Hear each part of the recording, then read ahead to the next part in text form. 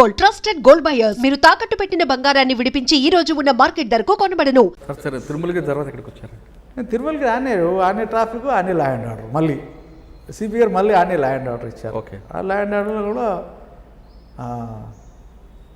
చాలా కేసెస్, ఒక sensational serial rapist arrest చేసాము. ఒక ఆర్మీ మ్యాన్ ఉండే, అది ఛాలెంజింగ్ తీసుకున్నాం. అది వండర్ఫుల్ కేసు. అంటే అక్కడ ఒక army officer daughter, minor daughter, 14-15 years ఉంటుంది, అగ్రివేటెడ్ సెక్స్ చేశాడు ఆయన. చాలా ఘోరం. ఆమె ధైర్యం చేసి కంప్లైంట్ ఇచ్చింది. ఆమె ఎక్కడో పోయింది, కానీ నాకు తెలిసింది, నేను నా డ్యూటీ ఉండేది. నేను ఇమీడియట్గా పోయి ఆమెను పికప్ చేసుకున్నా, తీసుకుపోయి గాంధీ హాస్పిటల్లో అదే రోజు బోయిగూడ సంబంధించిన ఒక పర్వర్టెడ్ బాయ్ ఫ్రెండ్ గర్ల్ పైన కిరోసిన్ పోసి చంపేశాడు. అది మొత్తం ఓబీ ఆన్లైన్ బ్రాడ్కాస్టింగ్ నడుస్తుంది అంతా. ఆమె ఎప్పుడు చనిపోతుంది, ఏంది అన్నిటి అప్డేట్ చేస్తూ ఉన్నారు. అదే రోజు ఈ కేసు రిపోర్ట్ అయింది. అదే రోజు ఈ కేసు మేము చాలా జాగ్రత్త అమ్మాయిని తీసుకుపోయి అమ్మాయిని కన్విన్స్ చేసి డాక్టర్ దగ్గర పర్సనల్ రిక్వెస్ట్ చేశాం. Madam, you collect the vaginal spot. వాళ్ళు చేస్తారు, కానీ నా పర్సనల్ ఎంత ఇంట్రెస్ట్ ఉందో ఆమె చెప్పాను. ఆ డాక్టర్ గారు, ఆమె much interested madam, vaginal spot తీయాలి, క్లోజ్ ప్రిజర్వ్ చేయాలి సిస్టమేటిక్గా అని. నా ఓన్ ఇంట్రెస్ట్ చూసి ఆమె, మీరు లెటర్ తీసుకురాలేదండి. నేను లెటర్ తీయలేదు మేడం, వాస్తవంగా ఇది జరిగింది. నేను ఆమె వేరే ఒక హాస్పిటల్లో ఉంటే నేను పికప్ చేసుకొచ్చిన, ఎమ్మెల్సీ కేసు కాబట్టి నేను అక్కడ వాళ్ళు చేయమంటే నేను తీసుకొచ్చాను. నీకు అన్నీ వస్తాయి, మీరు స్టార్ట్ ది వర్క్ అని చెప్పాను. మీకు అన్నీ వస్తాయి, ఇక్కడికి ఒక 1 అవర్లో వస్తాయి. ఎందుకంటే ఎఫ్ఐఆర్ లేదు అప్పటికి. తెలిసిన ఇన్ఫర్మేషన్ నేను దాన్ని ప్రాసెస్ చేసిన. ఎఫ్ఐఆర్ లేదు, లెటర్ లేదు, ఏం రిక్వెషన్ అంటే పాప మా గైనకాలజిస్ట్ డాక్టర్ రాత్రి 11 o'clock అన్నీ కలెక్ట్ చేసిందండి. Vaginal staff collect, cloth collect, మళ్ళీ ఆమెకు అప్పుడు లెటర్ ఇచ్చేసిన. ఆమె చాలా అప్రిషియేట్ చేసింది. అరే ఇంత ఇంట్రెస్ట్ ఉంటుందా అంటే మీకంటే. అప్పటిదప్పుడే ఎఫ్ఐఆర్ రాయించడం, అక్కనే ఆమె ఫాదర్తో స్టేట్మెంట్ రికార్డ్ చేయడం, ఎఫ్ఐఆర్ పంపడం, ఎఫ్ఐఆర్ చేయించడం, request for the medical officer కొట్టడం, అన్నీ అక్కడక్కడ గంటలు అయిపోయింది. ఇంకా ఆమె ఎంత గ్రేట్ వర్క్ చేసిందంటే అన్ని సిస్టమేటిక్ మన దగ్గర ప్రిజర్వ్ చేసినాము. దాన్ని ఎఫ్ఎస్ఎల్ పెడితే డిఎన్ఏ వచ్చిందండి. అలా అక్యూజ్ డిఎన్ఏ వచ్చేసి, అక్యూజ్ డిఎన్ఏ ఫింగర్ ప్రింట్ డెసిఫరెంట్ వచ్చింది. Okay, preserve. ఎఫ్ఎస్ఎల్ కూడా బాగోదు. మేము we are searching for the accuse, suspected person. అందులో ఎంతోమంది సస్పెక్ట్. ఆమె చెప్పట్లేదా? ఎవరు చెప్తుంది? ఆమె ఎవడో కంప్లైంట్, అన్నోన్ కదా, అన్నోన్ సీరియల్ రేపిస్టు. రైట్. ఆయన ఎవరి డిఫరెంట్ లవ్ బర్డ్స్ ఐడెంటిఫై చేస్తాడు. లవ్ బర్డ్స్ అంటే ఏంటంటే 5 లోపల కాదు, 5 తర్వాత ఉంటారు. 6, 7 ప్రాంతం పార్కులలో ఉండడం, మాట్లాడుకోవడం, వాళ్ళు they are enjoy their evening time. ఆ టైంలో ఈయన రావడం, బాయ్ ఫ్రెండ్ ఎట్లా కొడతాడంటే విపరీతం కొట్టేస్తాడు. ఆ దెబ్బలు తట్టుకోలేక బాయ్ ఫ్రెండ్ పారిపోతాడు. బాయ్ ఫ్రెండ్ ఎప్పుడు గర్ల్ పికప్ చేసుకుంటాడు. గర్ల్ పికప్ అగ్రివేటెడ్ సెక్స్ చేస్తాడు. వెరీ సాడిస్ట్ అన్నాడు. అట్లా ఒక 3-4 కేసులు రిపోర్ట్ అయినాయి. కొన్ని ఏమో రిపోర్ట్ కాలే due to the social stigma. అట్లా జరుగుతున్నాయి.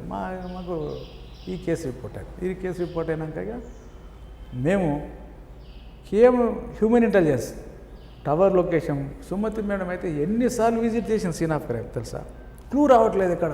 She was very much interested. Rajeshwari case మనం డీటెయిల్ చేయాలి, మనం చేయకపోతే ఎవరు చేయాలి మేడం. ఎట్లా ఎంత మీటింగు, ఎంత బిజీ ఉన్నా సరే ఆ కేసు ఆల్వేస్ కేసు, ఆ కేసు అదే కేసు మీద సీన్ ఆఫ్ క్రైమ్ ఎన్నిసార్లు వచ్చేది.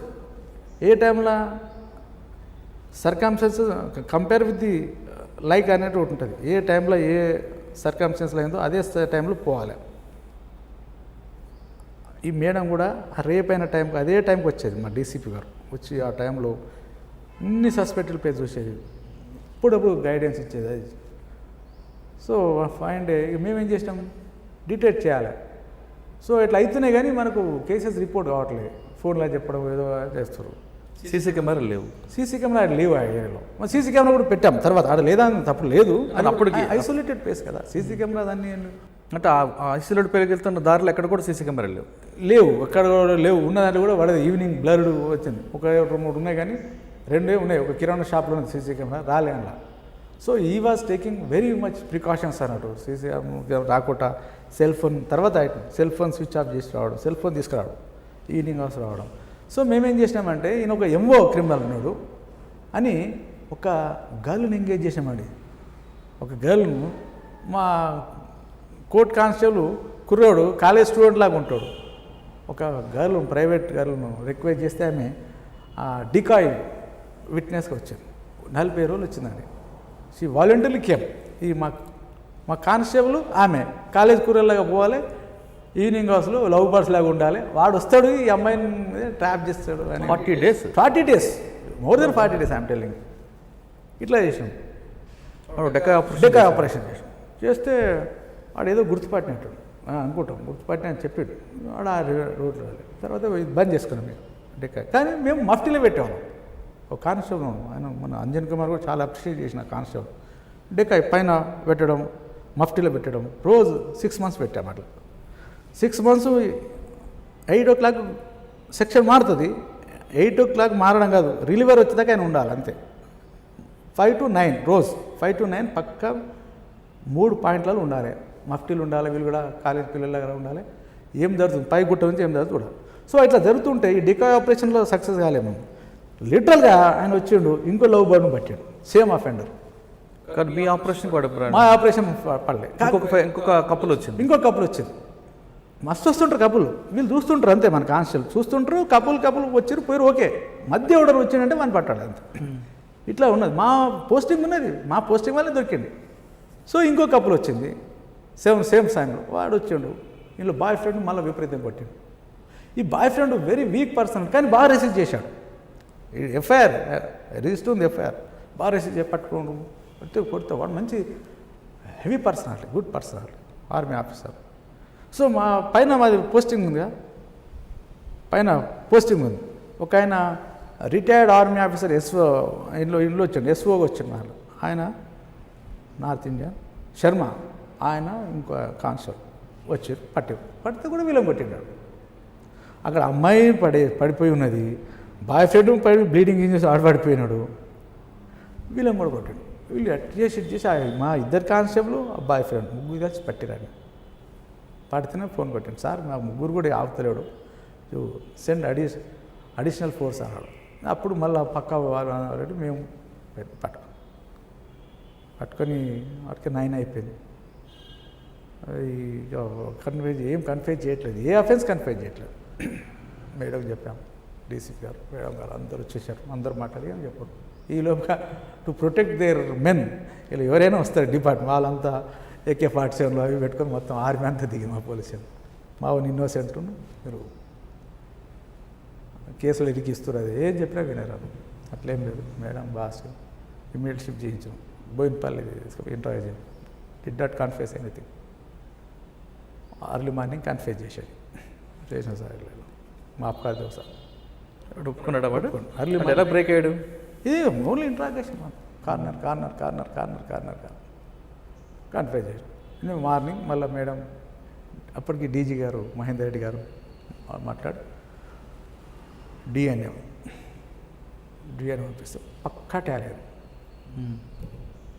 2 o'clock కదా ప్రెస్ కాన్ఫరెన్స్, ఎక్కడన్నా అవుతుందా? వితిన్ 1 dayలో, నాట్ ఈవెన్ 1 day, రాత్రి 7 o'clock పట్టాము. 1 వరకు మనకు ప్రిలిమినరీ రిపోర్ట్ వచ్చేస్తుంది, DNA talent. Conference Sanjay Kumar conference పెట్టారు. Wonderful case.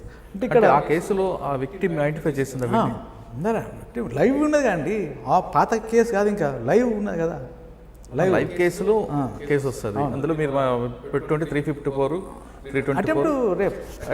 పెట్టుంటారు. అటెంప్ట్ మర్డర్ కూడా పెట్టవచ్చు. కానీ ఆల్రెడీ ఒక కేసులో చేస్తారు, ఆమె కూడా మొత్తం ఆ విధంగా ఎన్ని చేశాడని చెప్తున్నాడు అండి? 3-4 చెప్పాడు. 2 మాత్రం ఉన్నాయి, 2 రిజిస్టర్ కాలే, రిజిస్టర్ కాలే, వాళ్ళు రాలేరు. అంటే వాడు ఆ విధంగా తయారైన కారణం ఏంటి? సెక్సువల్లీ పర్వర్టెడ్ అంతే, సెక్సువల్ పర్వర్టెడ్. వాళ్ళు మరి ఆర్మీ ఆఫీసర్లు అందరూ ఏమంటారండి? ఏమంటారండి వాళ్ళు దే హ్యావ్ టు కోఆపరేట్. ఒకసారి ఎఫ్ఐఆర్ అని చూసినా వాళ్ళు దే విల్ విడ్రా. అప్పటిదాకా బాగా ప్రెజర్ చేస్తారు, కొడతారు పోలీసు వాళ్ళు. Army officer they don't allow anybody to be interrogated by the police. వాళ్ళు I will tell you one more. దాంట్లో డిఎన్ఏ శాంపుల్ వచ్చిందిగా మాకు, మేము సస్పెక్టెడ్ ఆర్మీ వాళ్ళని సస్పెక్ట్ చేస్తాం. ఎందుకంటే ఎఫ్ఐఆర్లో ఆమె క్లియర్ చెప్పింది ఆయన ఆర్మీ ఆఫీసరే, ఆమె కూడా ఆర్మీ ఆఫీసర్ డాక్టరే కదా. అంటే డిఎన్ఏలో ఆర్మీ కాదు కదా, విక్టిమ్ చెప్పింది. విక్టిము నా సోకాల్ అన్నోన్ అక్యూర్ అయితే ఈ must be an army officer అని, ఇట్లుండే ఫిజికల్గా ఇట్లా మంచి రోబస్ పర్సనాలిటీ ఉన్నది, ఫిట్ ఉన్నాడు, షూ ఉన్నాయి, వాకింగ్ షూ ఉన్నాయి, ఇవన్నీ చెప్పింది. క్లీన్ షూ ఉన్నది, ఇన్ని చెప్పింది. దాని ప్రకారం ఆర్మీ ఆఫీసర్ అని అనుకుంటున్నాం మేము. అక్కడ under the guys of army ఎవరో వస్తారు, చాలామంది కూడా వస్తారు, చీటర్స్ వస్తారు, పోలీస్ అని వస్తారు, లవ్ బర్డ్స్ కొడతారు, డబ్బులు అది వేరే ఉంటాయేమో అని చేస్తుంటారు. సో ఇక్కడ ఏంటంటే మనం ఎక్కడ ఇవన్నీ డిఎన్ఏ ఇవన్నీ ఫ్రజైల్ ఎవిడెన్సెస్ అంటాం దాన్ని. డిఎన్ఏ కానీ ఈ ఫింగర్ ప్రింట్స్ కానీ హెయిర్ కానీ దాన్ని వితిన్ 2-3 అవర్స్లో మనం కరెక్ట్ ప్రిజర్వ్ చేయాలి. సార్ ఈ కేసులో 40 రోజులు మీరు డెకాయ్ ఆపరేషన్ చేశారు. 6 months ఇది పెట్టాము. 6 months ఇది ఇప్పుడు పెట్టాము. రానివాడు తర్వాత ఎందుకు వచ్చాడు, వాడేం చెప్తుంది? ఇది పర్వట్టాడు అంతే కదా. వాడు 40 రోజులు కూడా వచ్చి ఉండొచ్చు, కానీ ఈ డెకాయ్ విట్నెస్ టచ్ చేయలే. ఎందువల్ల వాడేం చెప్తాడు? వాడు అడిగారా? అడిగాము. తిరుగుతున్నారు, ఒక అమ్మాయి కూడా తిరిగారు, రోజు వచ్చేది, కానీ నాకు డౌట్ వచ్చింది అన్నమాట. సరే వాడు చూసుకుంటాడు. మళ్ళీ ఎక్కడైతే బాయ్ ఫ్రెండ్ కొట్టేటప్పుడు ఎవరు ఉండొద్దు.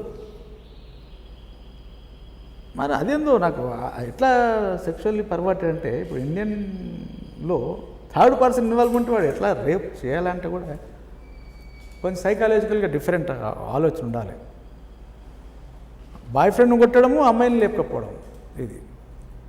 సో ఇందులో కూడా ఇంత ఘోరమైన అంటే కొంతమంది ఆఫీసర్లు ఏమంటే బాయ్ ఫ్రెండ్ ఉండొచ్చు అదే. నేను మాత్రం the offence is not committed bye boy friend, a professional offender ఉండాలి. అది ఒకటే అదే యాంగిల్ పోయిన కేసులో ఛార్జ్ షీట్ వేశారు.